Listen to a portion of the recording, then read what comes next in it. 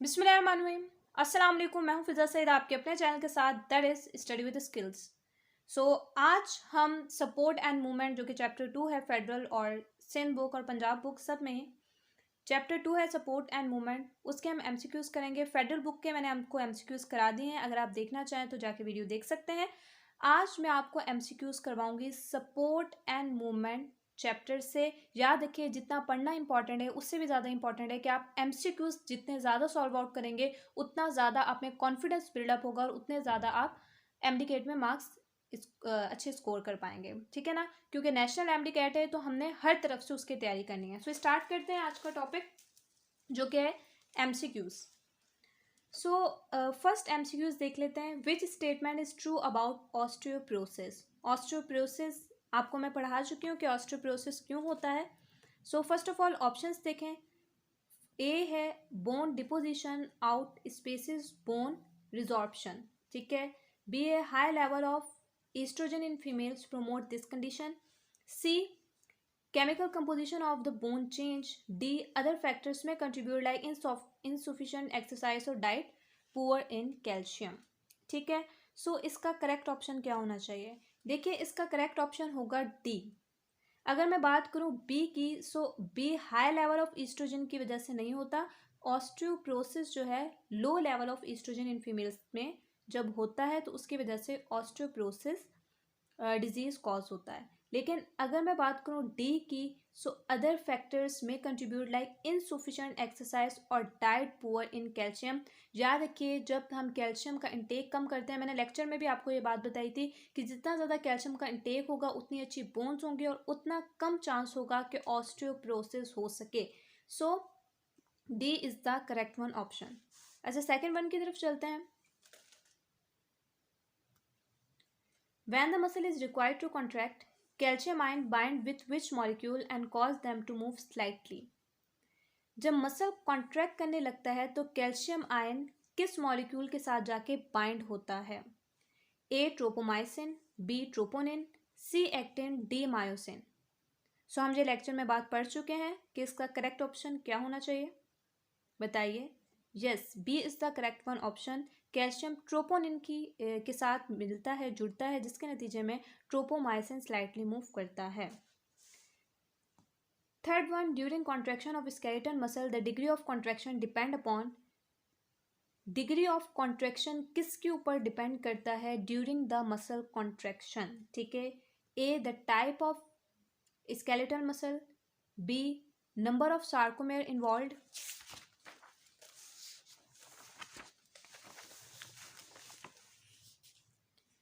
C number of muscle fibers participate in contraction and D size of muscle। याद रखिएगा इसका जो correct one option है that is C. Number of muscle fibres जितने involve होंगे contraction में उस पर डिपेंड करता है। क्या चीज़ डिपेंड करती है?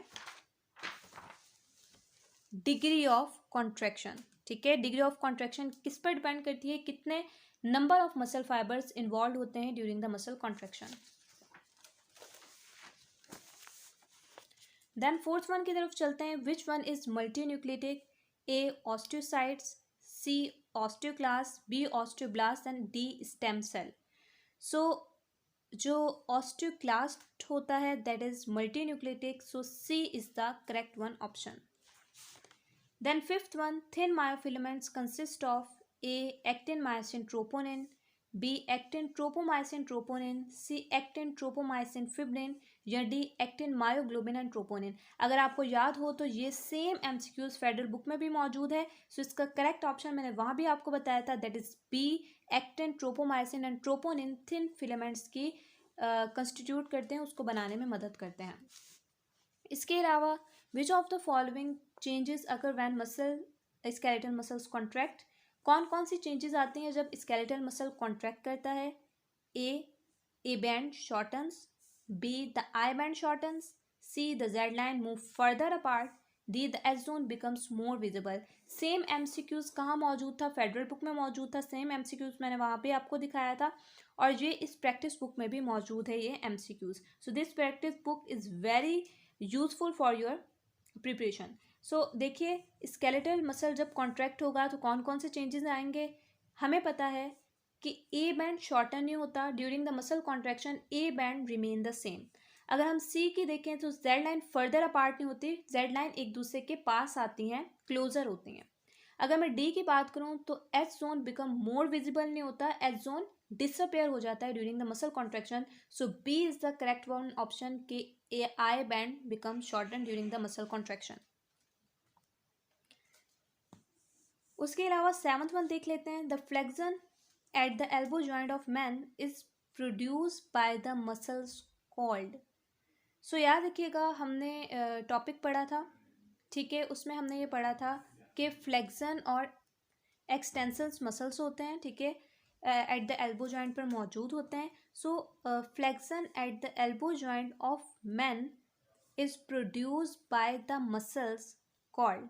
फ्लेक्शन जो एल्बो जॉइंट ऑफ मैन पर मौजूद होते हैं, ये प्रोड्यूस होते हैं बाय द मसल्स। किन मसल से प्रोड्यूस होते हैं? सो फ्लेक्शन जो कि एल्बो जॉइंट पर मौजूद होते हैं वो प्रोड्यूस होते हैं किन मसल से?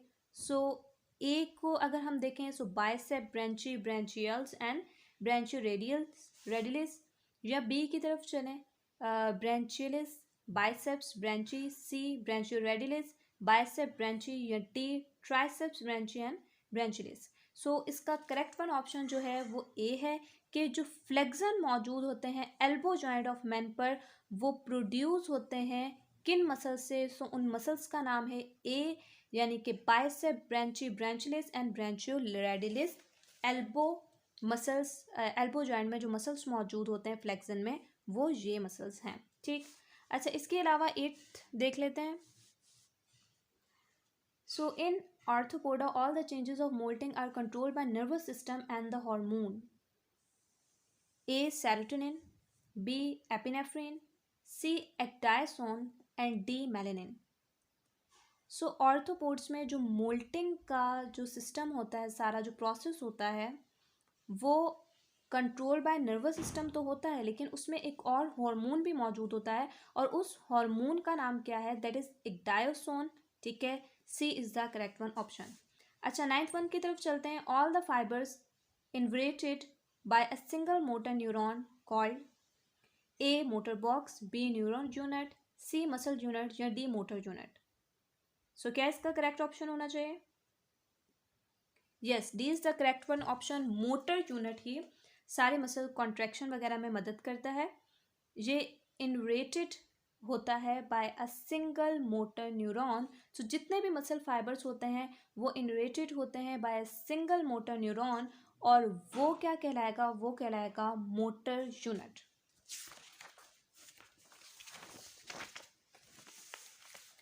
10th वन की तरफ आ जाते हैं। Any smooth surface which moves through the air at an angle to the air system is. ये MCQs वैसे अगर मैं बात करूँ तो हमारे टॉपिक से या हमारे चैप्टर से इतना कोई मिल नहीं रहा है। सो मैंने ये MCQs आपको दिखाया क्यों? ये मैंने MCQs इसलिए आपको दिखाया कि अगर ऐसा MCQs जो आपके चैप्टर से या आपने वो किसी बुक में नहीं पढ़ा तो ऐसा MCQs करें ही ना, क्योंकि वो आएगा ही नहीं, ठीक है। सो ऐसा MCQ जो आप देख रहे हैं कि आपने कहीं भी किसी भी बुक में नहीं पढ़ा है और इसका ताल्लुक किसी भी बुक से नहीं है, तो वो MCQs छोड़ दें। ऐसे MCQs ना करें, अपने आप को कंफ्यूज ना करें। ऐसे MCQs करें जो आपकी बुक से मिलते हैं, जो आपकी बुक लाइन से मिलते हैं, क्योंकि ज़्यादातर MCQs नेशनल MDCAT में भी आपकी बुक लाइन से ही आएंगे, चाहे वो फेडरल की, पंजाब की बुक हो, किसी भी प्रोविंस की बुक हो, ठीक है। 11th वन की तरफ चलते हैं। An inflammatory or degenerative disease that damage joints is। A arthritis, B osteoporosis, C spondylosis, या D meningitis। सो इसका करेक्ट वन ऑप्शन क्या है? मैं आपको ये पढ़ा चुकी हूँ कि एक इन्फ्लेमेटरी और डीजेनरेटिव डिजीज़ जो होता है जॉइंट्स का, जिसमें जॉइंट्स इन्फ्लेम हो जाते हैं, उसमें सूजन वगैरह पाई जाती है और वो डीजेनरेट हो जाते हैं, हम पढ़ के आ चुके हैं कि वो डिजीज़ जो है that is arthritis. A is the correct one option. At the distal end, the femur forms knee joint with the proximal end of two parallel bones called। Femur हमारी लेग में मौजूद होती है, that is the strongest and the longest bone of the body, ठीक है। ये किसके साथ ज्वाइंट बनाती है? किन दो बोन्स के साथ आगे जाके ये ज्वाइंट बनाती है? ये क्वेश्चन है। अब ए जो है that is tibia and fibula, B radius and ulna, C carpals and metacarpals, and D tarsals and metatarsals.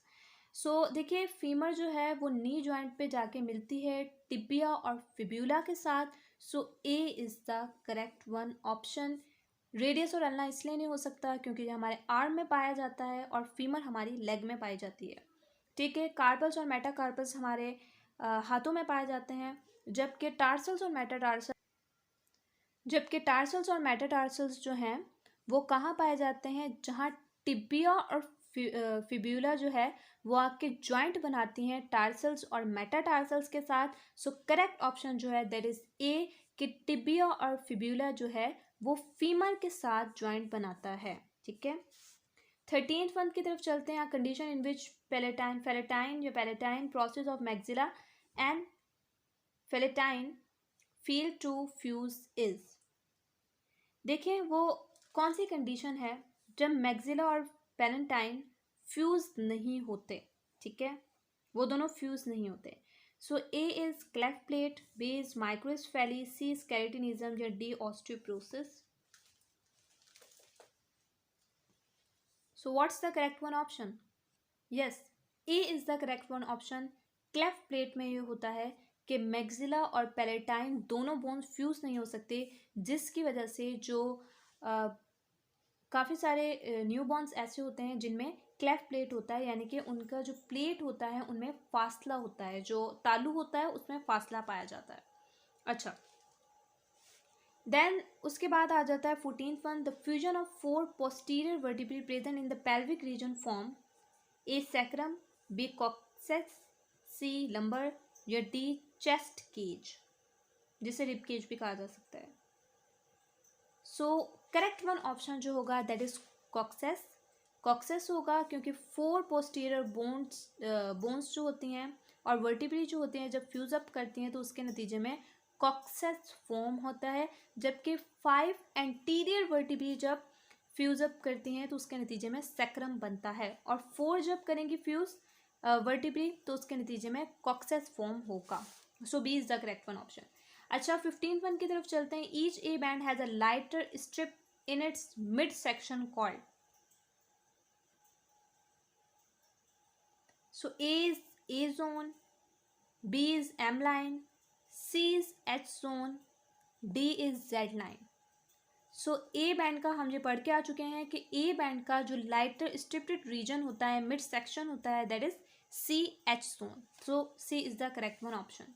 अच्छा, इसके अलावा in plantigrades mode of locomotion the mammal use to walk on there. ये simple question है, इसका आप सोचे बगैर भी आंसर दे सकते हैं, इतना आसान क्वेश्चन है, क्योंकि A digits, B tips to toes, C soles and D Bailey.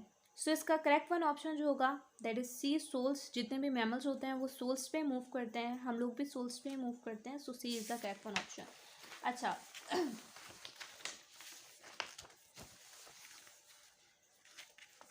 Then bone to bone attachment is by. Bone to bone attachment किसकी वजह से होती है? A tendon, B smooth muscles, C ligament या D skeletal muscles. Bone to bone attachment ये मैं आपको बता के आ चुकी हूँ, पढ़ा के आ चुकी हूँ, दैट इज सी लिगामेंट। ठीक है ना, बोन टू मसल अटैचमेंट होता तो फिर होता टेंडन। अच्छा, उसके अलावा osteomalacia includes a number of disorders in which the bone receive inadequate. A water, B oxygen, C blood, D minerals. बताइए। ऑस्टियोमलेशिया एक ऐसी डिसऑर्डर है, एक ऐसी बीमारी है जो कि मिनरल्स की कमी की वजह से होती है। D is the correct one option. उसके अलावा rib cage is composed of 12 pair of ribs that articulate with the A cervical vertebrae, B thoracic vertebrae, C sacral vertebrae and D lumbar vertebrae. आपको पता है rib cage किस जगह पर मौजूद होता है? ये हमारे थॉरेक्स में मौजूद होता है, थॉरेक्स रीजन में मौजूद होता है, यानी कि ये आर्टिकुलेट करता है किस वर्टिब्री के साथ? थोरेसिस वर्टिब्री के साथ। 20 sclerenchyma has 6 secondary cell wall usually impregnated with A pectin, B silica, C lignin and D chitin. देखिए ये पीएमसी के सिलेबस में तो अब शामिल नहीं रहा है, नेशनल एमडी कैट के सिलेबस में, लेकिन हो सकता है कि ये 2022 के सिलेबस में शामिल हो जाए। इसलिए देख लेते हैं इस एमसीक्यूज को। आसान से एमसीक्यूज है। इसका आंसर है सी, लिग्निन स्क्लेरेन्काइमा में थिक सेकेंडरी वॉल जो होती है उसमें लिग्निन मौजूद होता है। ठीक है, सो होप सो कि आज का लेक्चर आप लोगों के लिए बेनिफिशियल साबित रहा होगा, आपको कुछ सीखने को मिला होगा और आपको बहुत सारी इन्फॉर्मेशन मिली होगी इससे। अगर आपको आज के लेक्चर से कुछ सीखने को मिला है, कुछ बेनिफिशियल आपके लिए लेक्चर साबित हुआ है, तो इसे लाइक कीजिए, सब्सक्राइब कीजिए और बेल आइकन को जरूर क्लिक कीजिए ताकि आपको आने वाली वीडियो के बारे में अपडेट हासिल हो सके। और याद रखिए, जब भी एमसीक्यू सॉल्व आउट करें तो उसके 4 के 4 ऑप्शन पढ़ें और उसके बाद ऑप्शन सेलेक्ट करें। ऐसा नहीं है कि आपको याद आए कि हाँ ये मैंने बात पढ़ी हुई है और जल्दी में आप गलत लगा दें। सो इस तरीके से कभी ना कीजिएगा। 4 ऑप्शन पढ़ के फिर ही करेक्ट ऑप्शन को टिक कीजिएगा और मार्कआउट कीजिएगा। सो अगर आपको कुछ समझना है तो कमेंट कीजिए, इंशाल्लाह मैं आपको ज़रूर आंसर आउट करूँगी। मिलता है नेक्स्ट वीडियो के साथ। रखिए मुझे अपनी दुआ में याद। अल्लाह हाफिज़।